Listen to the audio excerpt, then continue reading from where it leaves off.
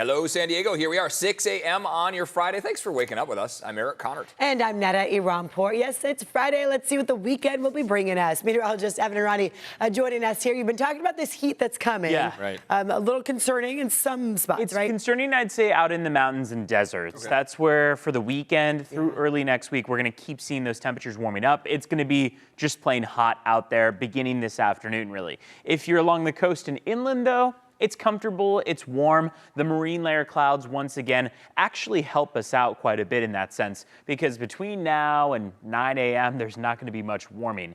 We've got that dense layer of clouds built in along the coast, hugging the western slopes of the mountains, going for 70 this afternoon out by the water, 81 toward our inland valleys. We'll cover it in more detail in just a bit. Back to you. Thank you very much, Evan. And now later this morning, San Diego police set to give an update on the unsolved murder of a United States Navy sailor, Lamonte Stevenson. Stevenson was shot and killed at a house party in 2019. News 8's Tori Apodaca live outside San Diego Police Headquarters. And now we have details on this new reward in the case. Tori? That's right. They're now upping the reward to $75,000 to help solve this cold case. Lamonte Stevenson's mother, she is also going to be out here today, traveling from Ohio. It's been nearly 7 years, and she is still waiting for justice. Here is a photo of Stevenson with his family. You can see him all smiles on the football field. The 19-year-old Lamonte Stevenson joined the Navy in 2019 after graduating high school. He was shot and killed on August 17th, 2019, while at a house party in Logan Heights, just blocks from the Navy ship he was stationed on. A crowded party of at least 100 people, including members of a local San Diego gang. Investigators say one of Stevenson's sailor friends accidentally stepped on another person's sneakers, and Stevenson jumped in to break up a fight. Stevenson lost his keys during the fight and returned to the party around 1 a.m. to get them. That's when authorities say one of the men involved in the fight opened fire, killing Stevenson. San Diego PD's cold case investigators say they have a person of interest, a name, and the gang the killer belonged to then. They just need one person to step forward. And Stevenson's mom, she wants justice as she also lost her oldest son 2 years before Stevenson, also to gun violence. We will be hearing from her at that press conference at 10 this morning. Reporting in downtown San Diego, Tori Apodaca, News 8. Tori, thank you very much for that. A 36-year-old man accused of molesting a 10-year-old girl in Poway is set to be in court today. Sheriff's deputies say they arrested Jose Santana on Wednesday this week. Investigators say he assaulted a girl Saturday evening on Midland Road before riding off in an electric scooter. Deputies released surveillance images like what you see right there of a person of interest earlier this week. He's now being held without bail. This just in here, U.S. employers added 115,000 jobs in April. That's according to new data from the Labor Department. The unemployment rate now at 4.3%. This morning, the learning platform Canvas is back up for most users. A lot of parents breathing a sigh of relief here, and kids. A criminal hacking group took it down for hours yesterday. Canvas is used by millions of students and teachers across the country. SDSU students told us they couldn't communicate with teachers or review materials for final exams. And the fallout continues. The criminals claim they stole more than 275 million records, including names, email addresses, student IDs, and private messages. Canvas's parent company says passwords and financial information were not exposed. This attack was carried out by a threat actor named Shiny Huntress, and it's a criminal extortion group. They use social engineering to get into different organizations and then engage in what's called a pay or leak scheme. So they do not do ransomware. The San Diego Community College District says this incident is separate from its recent cyber attack we told you about this week, which they say is ongoing. I know my kids weren't able to email their teachers. They couldn't finish assignments. It created a big mess. Yeah, we all got a letter from San Diego Unified, too, about this. So hopefully things will be a little easier today. Shows how reliant we are on this type of technology, too. Well, this morning, a beloved Balboa Park tradition could be on the chopping block. December nights, it could be canceled as Mayor Todd Gloria looks to manage a massive budget deficit. News 8's Chris Grow live in Balboa Park to explain the reasoning behind this. Chris, good morning. Good morning, guys. And look, this was, again, sort of uncovered in the budget meeting that took place that was about 8 hours long, where the city council was updated by the mayor's office, by the IBA about the budget and about the cuts. And it was a line item that one of the council members noticed. And then when pressed, the mayor's office said this.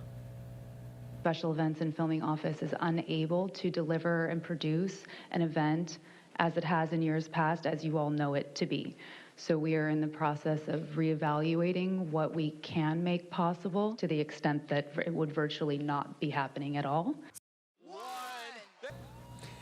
Yeah, and it was Councilmember Kent Lee who flagged that line item that eliminates the position responsible for planning December nights year-round. The mayor's office then said it's possible that that impact could be that December nights is canceled. It costs about $1.5 million to the city to put on this event. A spokesperson for the mayor's office told News 8 that no final decisions have been made, saying, quote, in a constrained budget year, those costs are part of the broader conversation the city and council are evaluating. Here's Councilmember Kent Lee talking about that topic. This is as silly of a notion as cutting fire pits has been. We dealt with that the last budget cycle, and folks were baffled by the small dollar value, but the impact that it has on people's livelihoods. December nights isn't just a celebration of the holidays. It literally brings people in from throughout the county, from even outside of the region. Yeah, so again, we're going to have to see exactly how this shakes out. The way that this process works is that the mayor's office comes in with these cuts and with these changes. The council members kind of go ahead and decide, hey, look, this is what we propose. They get together. That's how this is eventually all dragged out. And then in June, that's when a final budget is expected to be adopted. But it's definitely one that we're keeping a close eye on. Back to you guys. All right, yeah, a lot of people weighing in on that here this morning. Thanks for that. New this morning, Las Cuatro Milpas will be reopening at its new location next week. This popular Barrio Logan restaurant holding a grand reopening on Tuesday starting at 8 a.m. The location on Logan Avenue closed after more than 90 years there. So the new spot is less than 2 blocks away. It's at the Mercado del Barrio complex.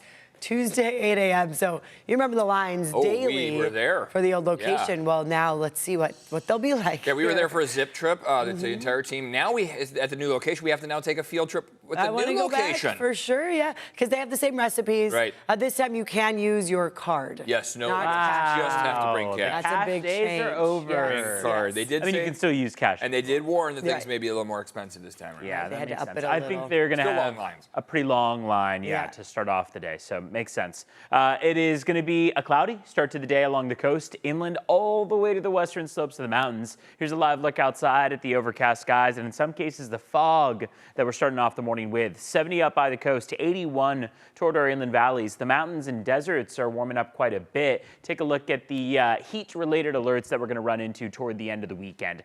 This is taking effect on Sunday at 10 a.m. It expires Tuesday at 8 p.m. Basically the bookends of Monday. Monday being the hottest day in our future forecast. That extreme heat watch extends through our deserts exclusively all the way through Imperial County and will likely be upgraded to an extreme heat warning as we get into Sunday, Monday, Tuesday. The reason why is because Monday is our standout hottest day. Across our inland valleys, we're only going to get up to about 84 degrees. But by Monday, toward the deserts, we could be 25 degrees warmer than that. We could get all the way up to about 108, maybe even 109 in Ocotillo Wells going into Monday afternoon.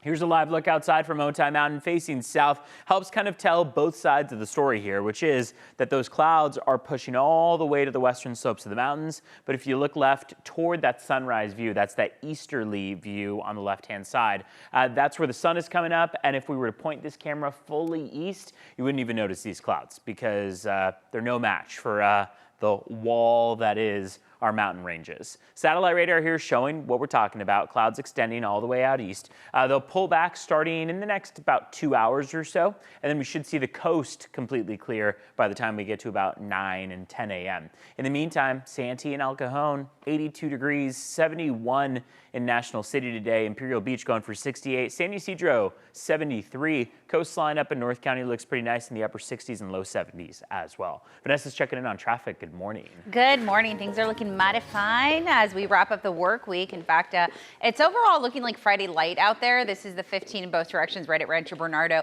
Top left of your screen, you can probably guess that's the southbound drive as folks exit Rancho Bernardo, Rancho Penasquitos, headed towards the 163 connector. And then here's what we're seeing on the 8 in both directions right at Lake Murray. This is that drive as you make your way to and from the Grossmont College area, headed westbound towards Mission Bay this morning. And then here's the 5 in both directions right at East Street, where we are seeing smooth rides coming in from the South Bay headed up to National City. Now, things are likely going to look like this all morning. Again, not a lot of people head out the door as quick on Fridays, especially in the morning hours. They're likely working from home. About 10 to 15 minutes right now if you're headed inbound from the North County.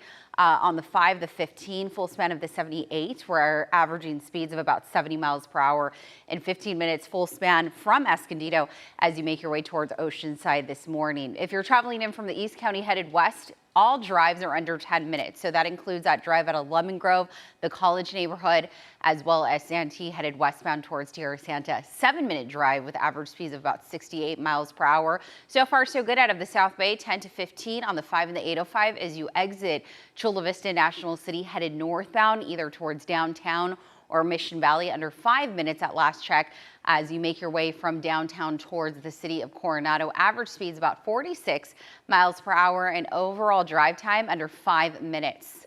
All right, we have a traffic alert. If you're heading toward Balboa Park this weekend, maybe you're going to the zoo, the Hillcrest neighborhood, Caltrans wants to alert you that all lanes of the 163 south between the 8 and the 5 will be closed for part of the day tomorrow. Now, this is obviously going to have a huge impact. Maybe if you take the 8 even west, you'll notice the backup. The closure starts at 3 a.m., so overnight, and is scheduled to go all the way through 1 p.m. tomorrow. Workers will be picking up litter, removing overgrown bush just in time for summer, and repairing damaged pavement. Drivers can get around all of this by heading west on the 8, then jumping on the 5 south, or you can head east on the 8 and take the 805 south to get around the 163. And of course, there are tons of surface streets like Friars Road that you could also opt for. But just make sure that you're keeping that in mind if you're traveling through any of those pockets this weekend.